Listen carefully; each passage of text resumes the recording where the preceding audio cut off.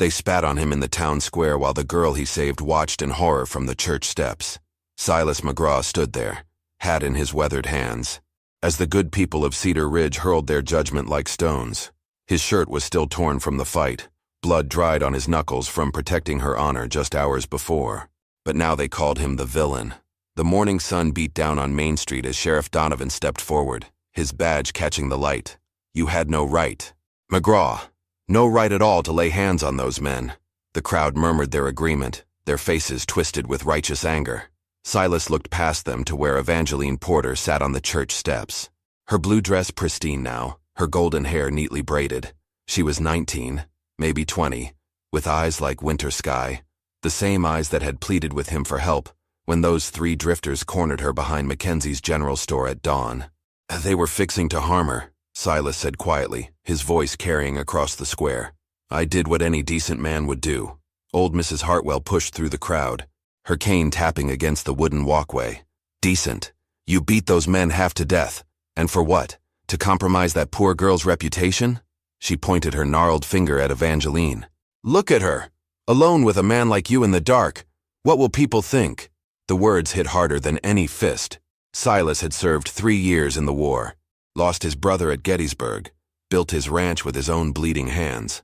But standing there in that square, with the whole town staring at him like he was something dirty, he felt smaller than he ever had.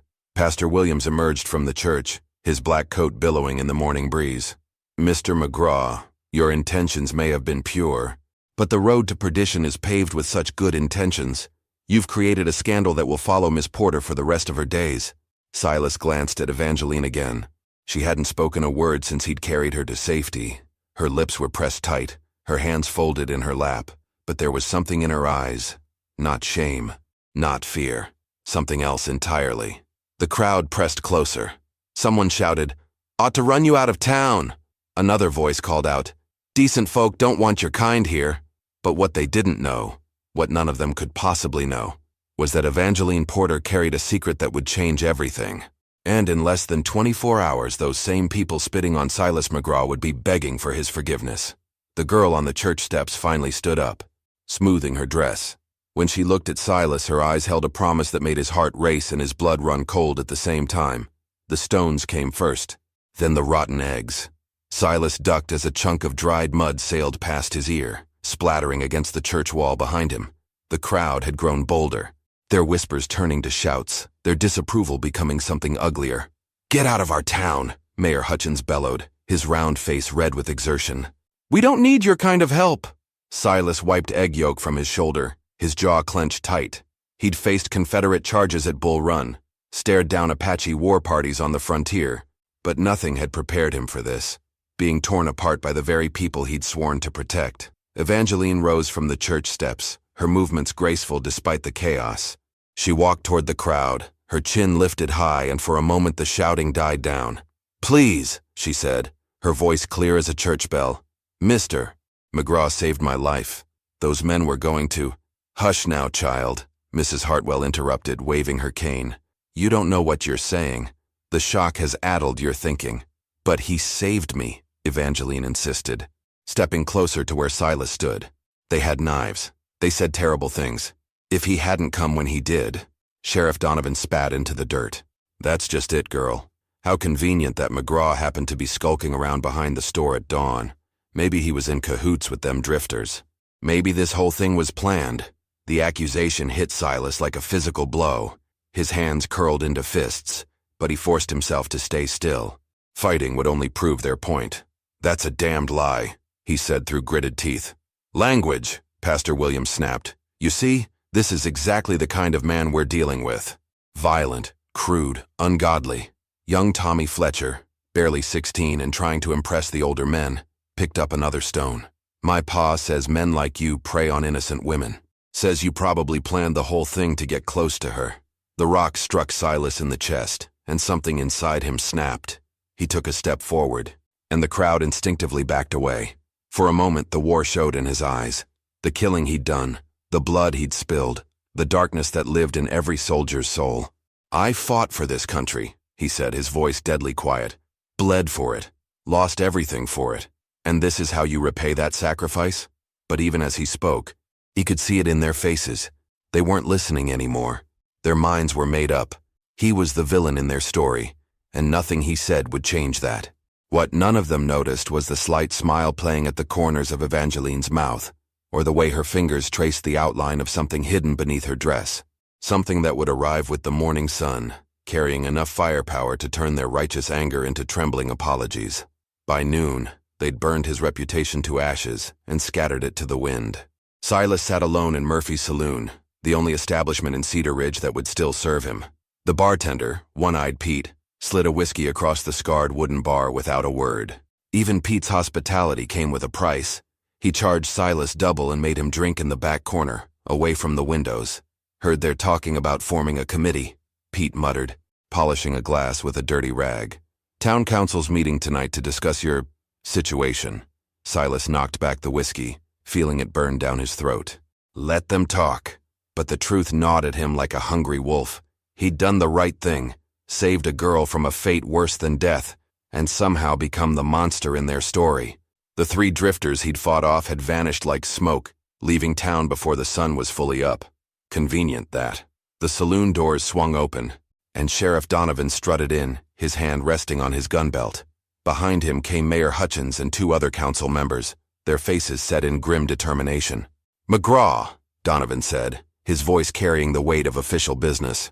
"Town council's decided you're not welcome here anymore. You got till sundown to pack up and move on." Silas stood slowly, his chair scraping against the wooden floor. "This is still America, last I checked. Man's got a right to live where he pleases. Not when he's a threat to decent folk," Mayor Hutchins wheezed, his jowls shaking with indignation. "That poor girl's reputation is ruined because of you. Her prospects for marriage, her standing in the community, all destroyed by your reckless heroics. Her reputation." Silas laughed bitterly. "3 men were about to rape and murder her, but sure, let's worry about her reputation." Councilman Bradley stepped forward, his thin mustache twitching. "The girl says you saved her, yes, but witnesses saw you alone with her afterward, behind the store, in the dark, for nearly an hour." The implication hung in the air like smoke from a gun barrel. Silas felt his face flush with anger. "I was making sure she was safe, making sure those animals were really gone. Making sure of something, that's certain," Donovan sneered. One-Eyed Pete cleared his throat nervously. "Maybe you boys should take this outside. Don't want trouble in my place." But the trouble had already found them. Through the saloon's grimy windows, Silas could see a crowd gathering in the street. Men, women, even children, all of them staring at the saloon like it was a den of sin. Evangeline stood among them, her golden hair catching the afternoon sun. But she wasn't looking at the saloon with hatred like the others. She was watching the horizon, her hand shading her eyes, as if she was expecting something. "You got 1 hour," Donovan said, adjusting his gun belt. 1 hour to get your affairs in order and get out of Cedar Ridge. Don't make this harder than it has to be." As the men filed out of the saloon, Silas caught a glimpse of Evangeline through the window again. This time, she was smiling. Not the demure smile of a rescued maiden, but something sharper. Something that spoke of secrets and power, and a reckoning that was riding hard toward Cedar Ridge on hoofbeats that would shake the very ground beneath their feet. The telegram changed everything. Evangeline Porter walked into the telegraph office at 3 o'clock, her blue dress rustling against the wooden floor. Old Samuel Morse looked up from his machine, his thick spectacles sliding down his nose. "Miss Porter, what brings you here? After what happened this morning, you should be resting." She placed a silver coin on the counter, more money than Samuel usually saw in a week. "I need to send a message. Urgent priority." Samuel's eyebrows shot up as he read the address she wrote. "General Augustus Porter, Fort Richardson, Texas." "Porter?" he stammered. "You're related to General Porter, the Augustus Porter?" Evangeline's smile was ice and steel. "He's my father." The blood drained from Samuel's face. General Porter commanded the entire Texas military district, controlled over 3,000 cavalry troops, and had the governor's ear. Men who crossed Augustus Porter had a habit of disappearing into the desert, never to be seen again. "The message, sir," Evangeline said calmly. Samuel's hands shook as he prepared the telegraph key. Her words were short, precise, and terrifying. "Attempted assault stopped by local rancher. Town, persecuting hero, require immediate escort, departing tomorrow dawn. Evangeline." As the message clicked through the wires, Evangeline turned toward the window. Across the street, she could see Silas McGraw loading his few possessions into a worn wagon. The sight made her stomach twist with something that might have been guilt. "Miss Porter," Samuel whispered, "does your father know you're here, in Cedar Ridge?" "He knows exactly where I am," she replied. "And after today, he'll know exactly how his daughter was treated by the good people of this town." The truth was darker than anyone suspected. Evangeline hadn't been traveling alone when those drifters attacked her. She'd been fleeing an arranged marriage to a brutal cattle baron named Marcus Thorne, a man her father had chosen for political reasons. The attack had been real, the danger genuine, but her presence in Cedar Ridge was no accident. She'd been hiding here for 3 days, working as a seamstress to earn her keep, hoping to disappear into the anonymous crowd of a small frontier town. But when those men cornered her behind the store, when Silas McGraw fought like a demon to save her life, everything changed. Now the town's cruelty toward her savior had given her the perfect weapon against her father's plans. Through the window, she watched Mayor Hutchins approach Silas with a smug expression, probably delivering more threats about leaving town. Neither man noticed the dust cloud on the horizon, still small, but growing larger. "Mr. Morse," she said sweetly, "I think you should know something else. My father doesn't respond well to threats against his family, and he especially doesn't like it when good men are punished for protecting what belongs to him." Samuel dropped his spectacles. "If you were Evangeline, what would you do? Tell the town the truth now and risk losing your leverage, or let them dig themselves deeper into a hole they'd never climb out of? Tell me in the comments. I need to know which side you choose, because what Evangeline decided next would determine whether Cedar Ridge faced justice or complete destruction. The dust cloud on the horizon was getting bigger. She chose silence, and with it, sealed Cedar Ridge's fate. By 4 o'clock, word had spread through town like wildfire. Samuel Morse, despite Evangeline's implied threats, couldn't keep his mouth shut. The secret burned inside him like a fever until he finally whispered it to his wife, who told her sister, who told the preacher's wife, who ran straight to Mayor Hutchins. "General Porter's daughter?" Hutchins repeated, his face turning the color of old parchment. "Are you certain?" Mrs. Williams nodded vigorously, her bonnet bobbing. "Samuel swears it's true. Sent a telegram to Fort Richardson herself, and the way she looked at him when she said it. Lord have mercy on our souls." The mayor stumbled backward, nearly tripping over his own feet.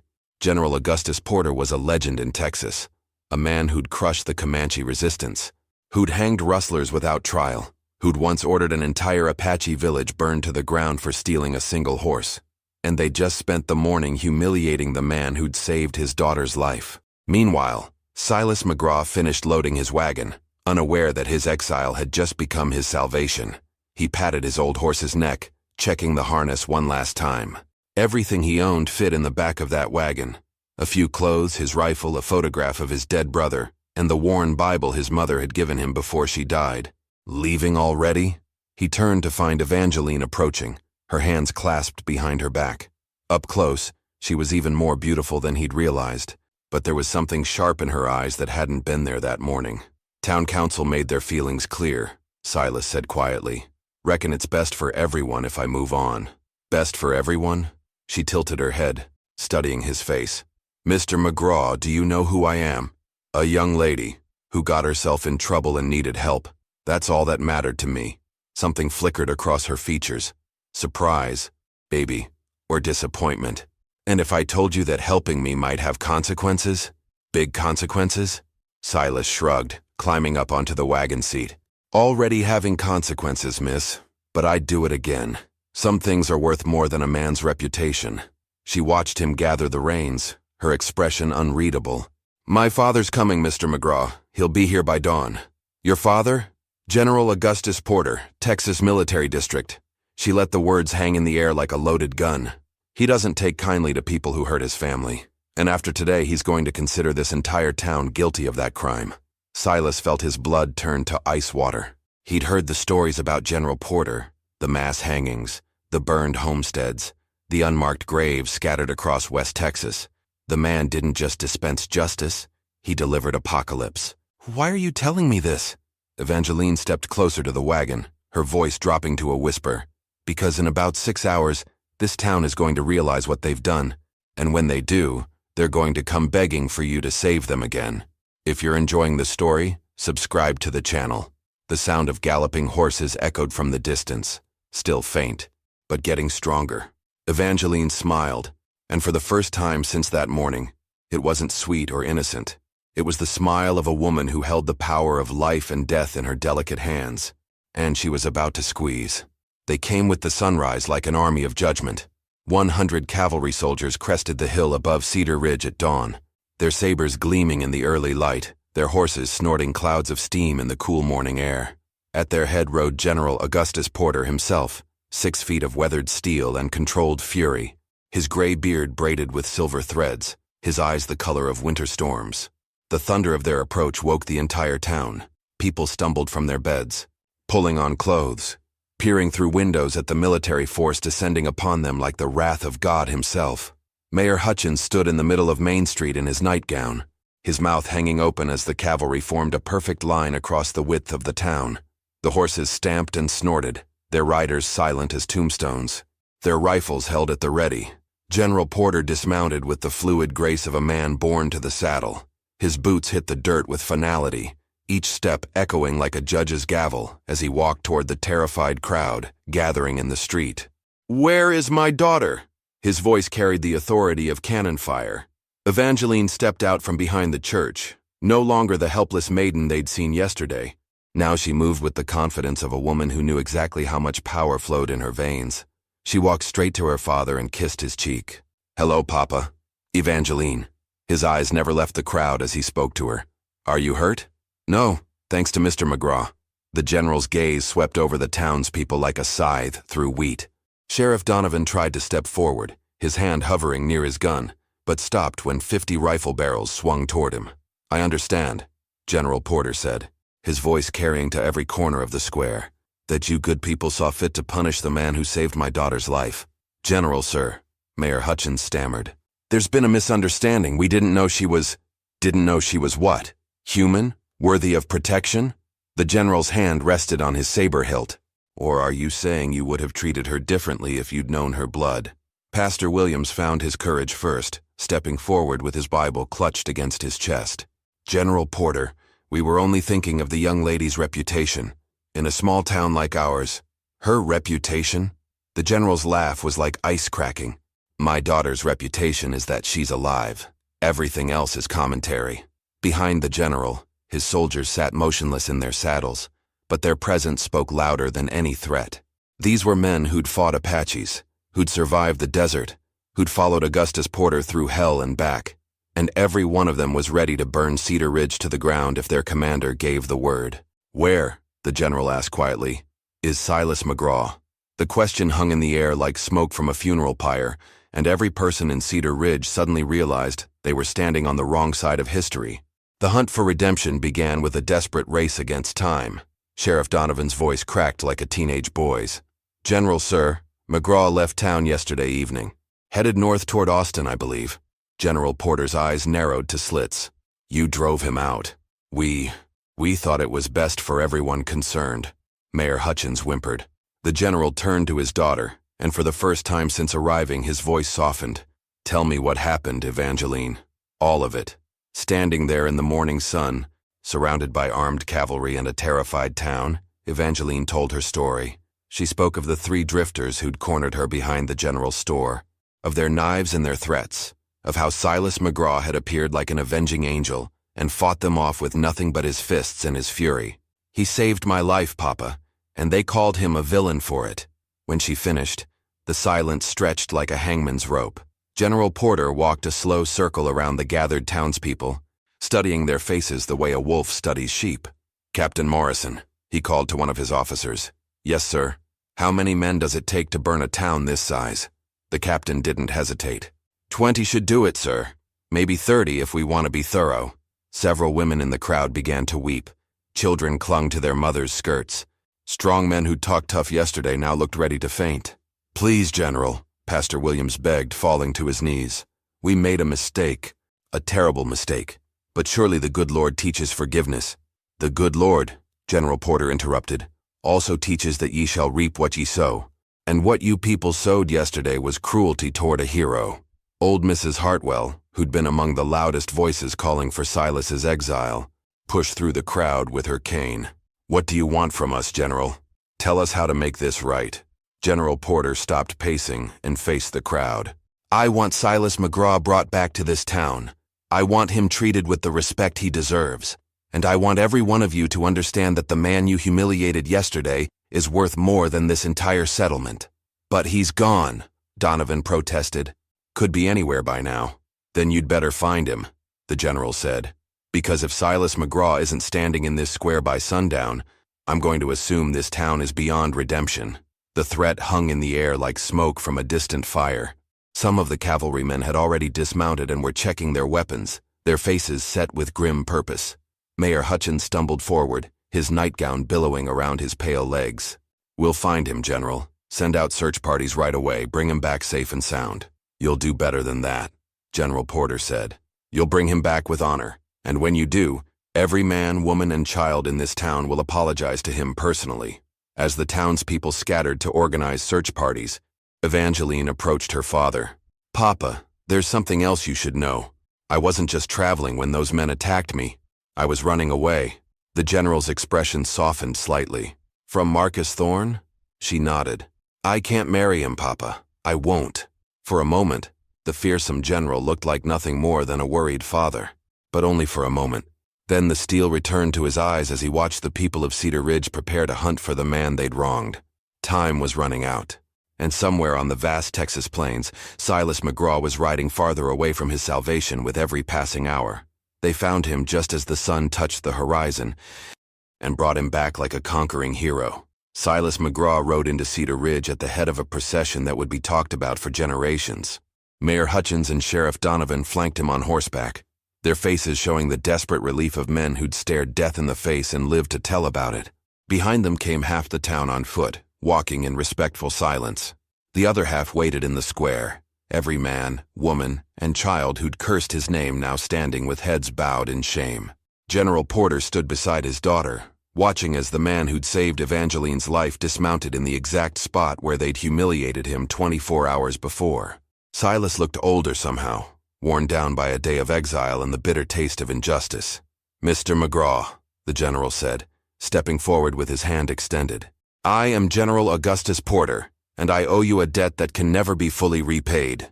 Silas took the offered hand, his calloused fingers meeting the general's firm grip. "No debt, sir. I did what any decent man would do. But these people," the general gestured toward the crowd, "they punished you for your decency. Tell me, what would be fitting justice for such behavior?" The square fell silent except for the sound of horses breathing and leather creaking. Every eye was on Silas McGraw, waiting to see if he would demand their destruction or show them mercy they didn't deserve. Silas looked around at the faces that had been so full of hatred yesterday. Mrs. Hartwell with her cane, young Tommy Fletcher who'd thrown stones, Pastor Williams who'd condemned him from the church steps. They all waited for his judgment. "General," Silas said finally, "these people made a mistake, a bad one, but I reckon they've learned from it. Sometimes a man's got to fall down hard before he learns to stand upright." The relief that swept through the crowd was almost visible. Children began to cry with joy, women sobbed into their husbands' shoulders, and grown men wiped tears from their weathered faces. One by one, they came forward. Mayor Hutchins was first, his voice breaking as he apologized. Sheriff Donovan followed, taking off his badge and offering it to Silas as a gesture of respect. Mrs. Hartwell could barely speak through her tears, but she managed to whisper her regret. Even young Tommy Fletcher stepped up, his eyes red with shame, to ask forgiveness for the stones he'd thrown. General Porter watched it all with approval, but his attention kept drifting to his daughter and the way she looked at Silas McGraw, not with the gratitude of a rescued maiden, but with something deeper and more dangerous. "Mr. McGraw," Evangeline said as the last apology was given, "would you consider staying in Cedar Ridge? I think this town could use a man like you." Silas smiled, the first real smile anyone had seen from him since the ordeal began. "I reckon I might. Miss Porter, this place is starting to grow on me. If you're enjoying the story, subscribe to the channel." The sun set on Cedar Ridge that evening with Silas McGraw standing tall in the town square. No longer in exile, but a hero finally recognized. General Porter offered him a position with the cavalry, but Silas chose to stay and rebuild his life among the people who'd learned to see past their prejudices. He married Evangeline Porter 6 months later, and their wedding was attended by every soul in Cedar Ridge, not out of obligation, but out of genuine love for the man who'd taught them the true meaning of courage. Sheriff Donovan retired and convinced Silas to take his place, where he served with honor for 20 years. The three drifters who'd started it all were never seen again, but rumors said they'd met their end trying to rob a cavalry payroll outside of El Paso. As for Cedar Ridge, it became known throughout Texas as a town where heroes were honored and good men never walked alone. Now click on the video on the screen to hear a story even better than this one, with a twist so powerful